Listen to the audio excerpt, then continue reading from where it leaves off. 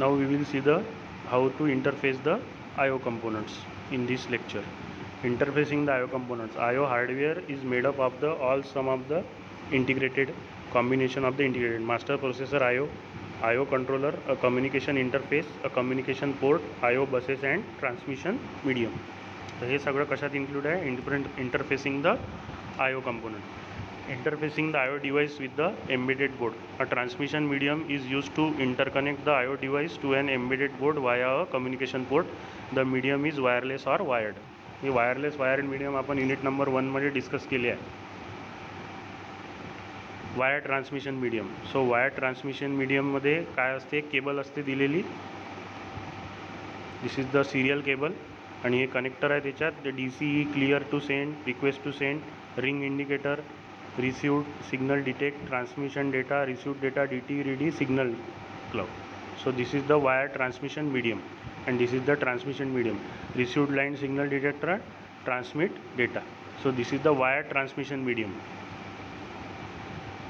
It is just a matter of plugging in the cable. बरोबर आहे का? समजा मला वायर ट्रान्समिशन मीडियममध्ये आहे तर मला काय करावं लागेल?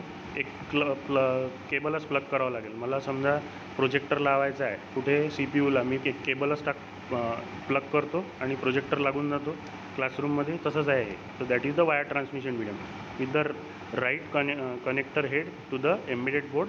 दिस cable then transmit data over its the internal wires.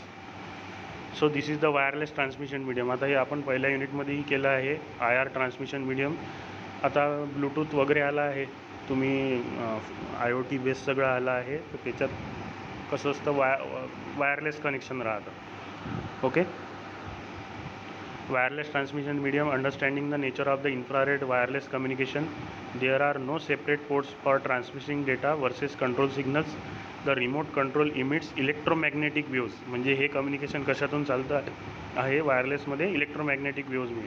To be intercepted by the IR receiver on the embedded board.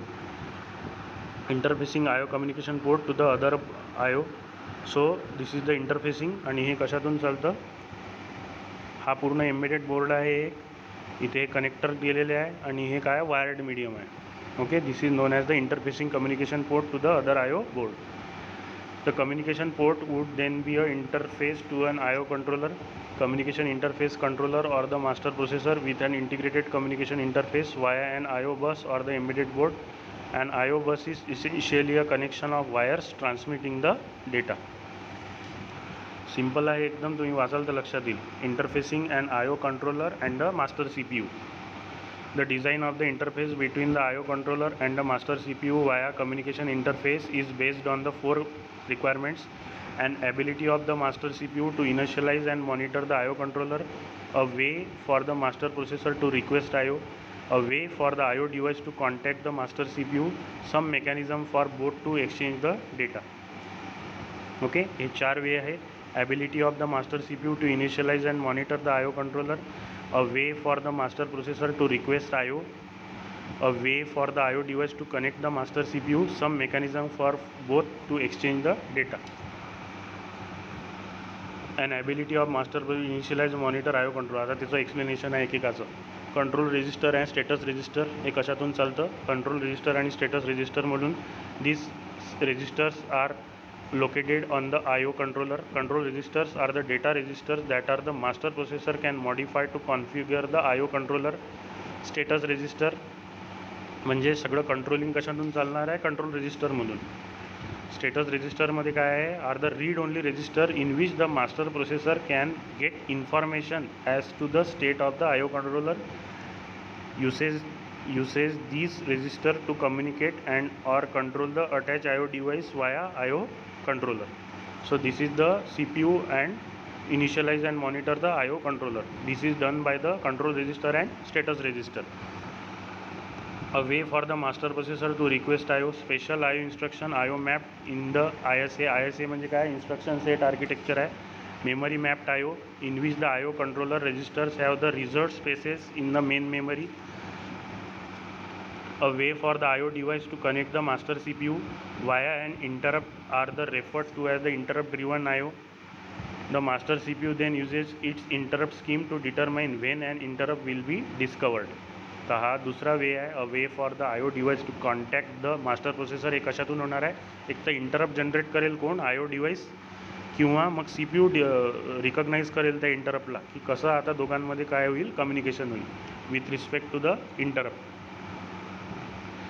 Some mechanism for both to exchange the data. आता हे दोघांमध्ये कसा एक्सचेंज होईल डेटा, हे त्यासाठी मेकॅनिझम आहे. This refers to how the data is actually exchange between the I O controller and the master processor. Program transfer. The master processor receives the data from the I O controller into its register, and the CPU then transmits this data to the memory mapped IO schemes, that is DMA, direct memory access circuitry can be used to bypass the master CPU entirely. तर हे झालं I ओ आणि connection. आणि आता त्याचं performance या युनिटमध्ये तसंच आहे. एक कन्सेप्ट आहे, तो कन्सेप्ट झाल्यावर त्याचा परफॉर्मन्स कसा आहे, मग दुसरा कन्सेप्ट आहे. आणि हा युनिट 2चाच काय आहे, एक्सटेंडेड पार्ट आहे. तर युनिट 2मध्येच तुम्हाला बरंच सारं समजून जाईल. फक्त याच्यात परफॉर्मन्स आणि म्हणजे थोडं डिटेल्ड आहे. I O and performance. The data rates for the I O devices on board can vary its data rates. The speed of the master प्रोसेसरची स्पीड काय आहे, किती आहे, कमी वेळात तो वर्क करतो आहे. How to synchronize the speed of the master processor to the speed of the I O. कारण की आय ओची स्पीड कमी आहे आणि सी पी यूची स्पीड जास्त आहे. आता दोघांमध्ये सिंक्रोनायझेशन कसं करायचं त्याच्यावर हे आय ओ आणि त्याचं परफॉर्मन्स काय आहे डिपेंड आहे. How I O and master processor communicate. ते दोघांमध्ये कम्युनिकेशन कसं करतात. ओके. इंटरप्ट ड्रिव्हन आहे, पोल्ड आहे, और मेमरी मॅप्ड आहे. मेमरी मॅप म्हणजे DMA. पोल्ड आहे म्हणजे प्रत्येक आय ओकडे एकदा विचारेल सी पी यू जाऊन की तुला गरज आहे का कम्युनिकेशनची, तुला गरज आहे का. ज्याला गरज आहे त्याला ॲक्सेस देईल. Interrupt driven. आता इंटरप्ट ड्रिव्हन म्हणजे काय, आय ओ स्वतःच एक इंटरप्ट जनरेट करेल कोणासाठी, सी पी यूसाठी. तो सांगेल की मी आय ओ आहे, मला तुझा ॲक्सेस पाहिजे, डेटा मला ट्रान्सफर करायचा आहे. So this is the how it's communicate. Okay. So this is the I O performance. आता याच्यातही तेच आहे. थ्रूपुट. व्हॉट इज थ्रूपुट म्हणजे output. The maximum amount of data per unit time that can be process in bytes per second. The components with the lowest throughput are what drives the performance of the whole system. Execution time. The amount of time it takes to process all of the data it's provided with. The response time. It is the amount of time between a request to process the data and the time the actual components begins processing. So these are the terms related with its performance. Throughput, execution time, response time. Now the board buses. आता board buses म्हणजे काय, बस म्हणजे काय, set of wires. आता 3 buses आहे, एक control bus, एक data bus आणि एक ॲड्रेस बस. ॲड्रेस बस म्हणजे ज्याच्यावरून ॲड्रेस ट्रॅव्हल होतो. डेटा बस म्हणजे ज्याच्यावरून डेटा ट्रॅव्हल होतो, 0 आणि 1.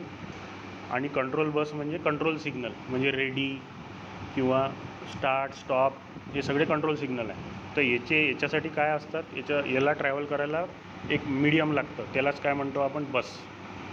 आता ही तसंच आहे. बोर्ड बसेसचा कन्सेप्ट आहे, त्याच्यानंतर त्याचे म्हणजे डिटेल्स आहे, आणि मग त्याचा पुन्हा काय आहे, परफॉर्मन्स आहे. Okay. So what are the board buses. Video processor, audio processor, NVM, I2C. Okay. This is the general bus structure. Okay. तर ही त्याची तर बस स्ट्रक्चर आहे. Address, data path, data address, dispatcher, cache. Without bus communication cannot happen in any. म्हणजे C P यूमध्ये पण communication होणार नाही किंवा एम्बेडेड सिस्टीममध्ये पण कम्युनिकेशन होणार नाही विदाउट बस. तर इथे तसंच दिलं आहे. आता board buses are typically classified into system bus, backplane bus आणि आय ओ बस. तर सिस्टीम बस म्हणजे काय आहे, system bus also referred as the main और लोकल और processor memory buses. Interconnect external main memory and cache to the master CPU and or any bridges to the other buses. Typically shorter, high speed, custom buses. System busलाच काय म्हणतात, main bus म्हणतात. The external main memory and cache to the master CPU and bridges to the other buses. Typically short आहे, हे higher speed आहे आणि custom आहे केलेले. Backplane बसमध्ये काय are also typically fastest buses that are interconnect memory, the master processor and I O all on the one bus. एकाच बसवर सगळे connection. That is the backplane bus. I O bus आता तुम्हाला लक्षात आलं पाहिजे. जो सी पी यूला connect करतो त्याला काय म्हणतो आपण? I O bus. Also referred as the expansion external or host bus in effect as extension of the system bus to connect the remaining components to the master CPU to each other to the system bus via bridge. Expandable or non-expandable. And expandable bus are PC, MCI, PCI, IDE, SI, USB, Universal Serial Bus and so on. याचे आपण पाहिले आहे long form सगळ्याची. is one in which additional components can plug into the board. A non-expandable bus are the DIB, VM2, VME, I2C are the examples in which additional components cannot be simply plugged into the board and communicate over that of the bus to the other components. Bus arbitration and timing. Typical protocols that defines how device gain the access to the bus. त्याला काय म्हणतात? Arbitration. Device बसचा access कसा घेतो याला काय म्हणतात? Arbitration. Board devices obtains access to a bus using a bus arbitration scheme. Master devices, slave devices. Okay. Master device म्हणजे ज्याच्याजवळ सगळा कंट्रोल आहे आणि स्लेव म्हणजे नोकर. मास्टर नोकरला काय करणार आहे, म्हणजे स्लेवला काय करणार आहे? इन्स्ट्रक्शन देणार आहे की असा ॲक्सेस घ्यायचा आहे बसचा. Okay. Master is the controller. There are the several bus arbitration scheme used as a dynamic central parallel, centrally serial, daisy chain, distributed cell selection. आता डायनॅमिक सेंट्रल पॅरललमध्ये काय आहे? डिव्हाइस 0 ग्रांट आणि रिक्वेस्ट. पहा, हा request करेल आर्बिट्रेशनला आणि याला मिळून जाईल बसचा ॲक्सेस. डिव्हाइस 1 डिव्हाइस 1 हे सिरियली आहे. हा आर्बिट्रेटर आहे, हा कंट्रोल करेल सगळं. आणि हा बस आता M1नी म्हटलं तर M1ला मिळेल, M2नी म्हटलं तर M2ला मिळेल, M3नी म्हटलं, आणि हे सगळे काय डिव्हाइस आहे. आणि बिझी असेल तर हा सिग्नल जनरेट होऊन जाईल की बस इज बिझी. आता तुम्ही नंतर बिझी सिग्नल पुन्हा 0-1 झाल्यावर मग बाकीचे डिव्हाइस काय होतील? मग रिक्वेस्ट करतील आणि त्याच्यानुसार त्यांना बसचा काय मिळेल? ॲक्सेस मिळेल. This is known as the dynamically central parallel arbitration. याची डायग्राम काढून पाहायला लागेल. ओके. आता हेच त्याचं एक्सप्लेनेशन आहे. Scheme in which the arbitrator is centrally located, म्हणून त्याला काय म्हणतात? त्यालाच म्हणतात मग dynamically central parallel. All buses master connect to the central arbitrator. In this scheme masters are then granted access to the bus via FIFO. FIFO म्हणजे first in first out. जो पहिले आला त्याला पहिले ॲक्सेस मिळाला, जो लास्ट आला त्याला लास्ट ॲक्सेस मिळाला. This is known as FIFO, first in first out. नंतर आहे priority base arbitration. Priority base म्हणजे याला जास्त प्रायोरिटी आहे. पण लो प्रायोरिटी, हाय प्रायोरिटी. ज्याला हाय प्रायोरिटी आहे त्याला बसचा ॲक्सेस लवकर मिळेल. ज्याला लो प्रायोरिटी आहे त्याला बसचा ॲक्सेस लेट मिळेल. आणि हा काय आहे? मीडियम. आणि this is the time. Okay.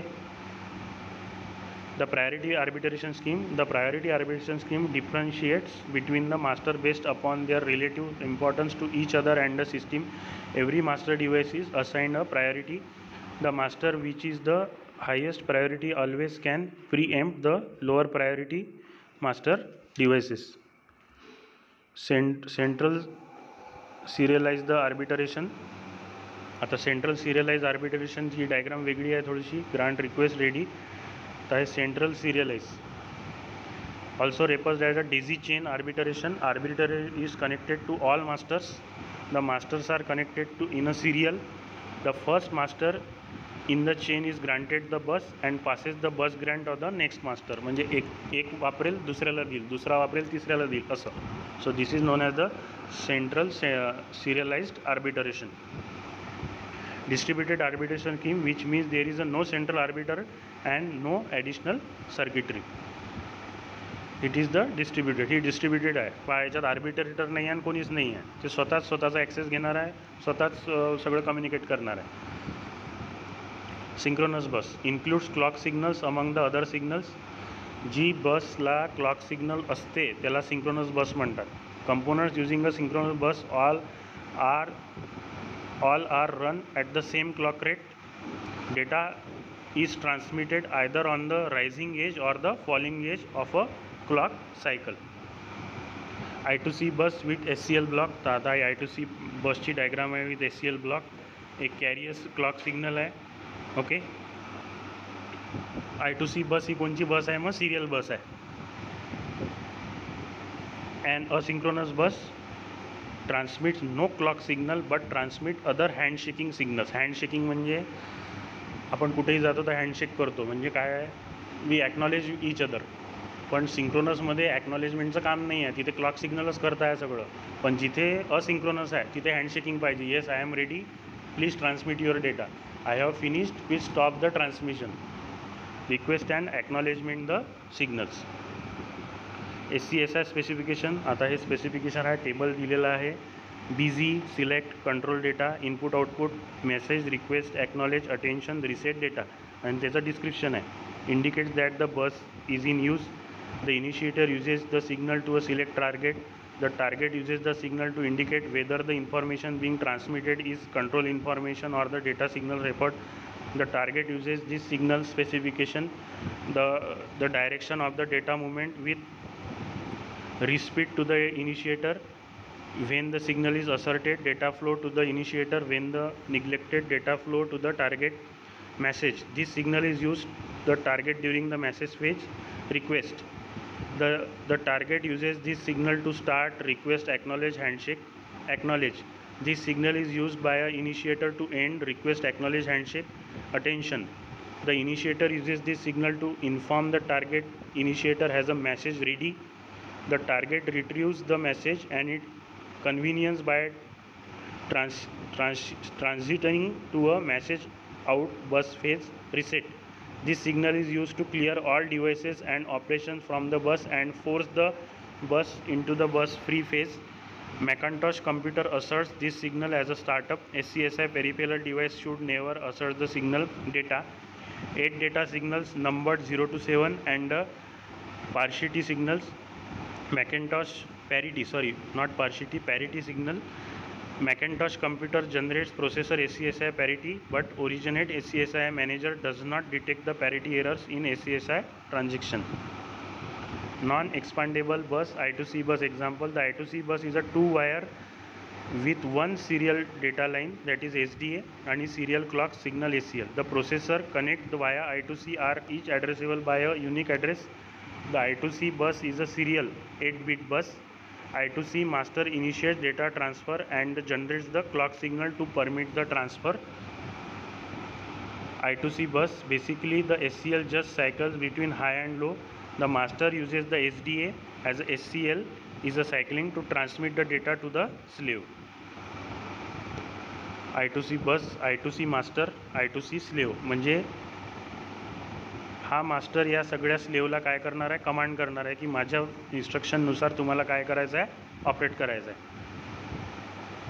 Where a start is initiated when the master pulls the SDA port low while the SCL signal is high, whereas a stop condition is initiated when the master pulls the SDA port high when SCL is high.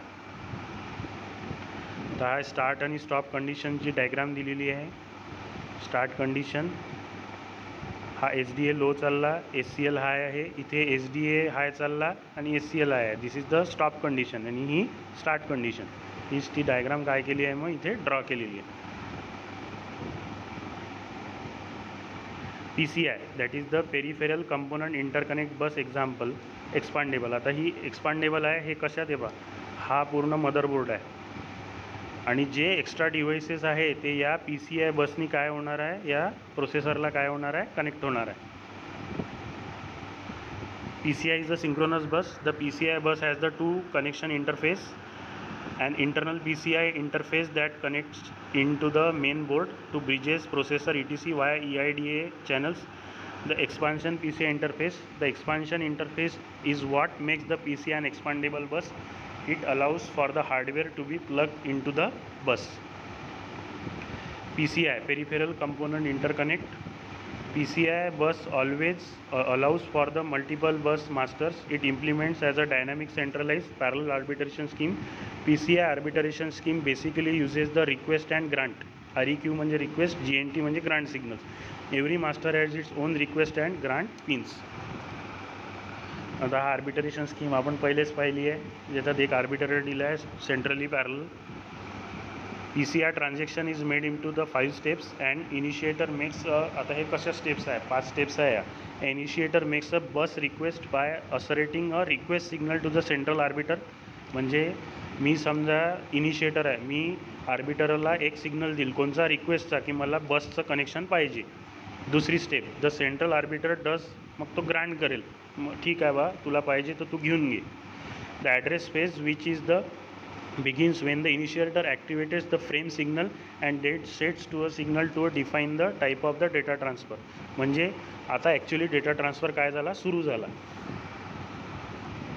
PCI transaction steps, and initiator then transmits the address via the AD signals at the next clock edge.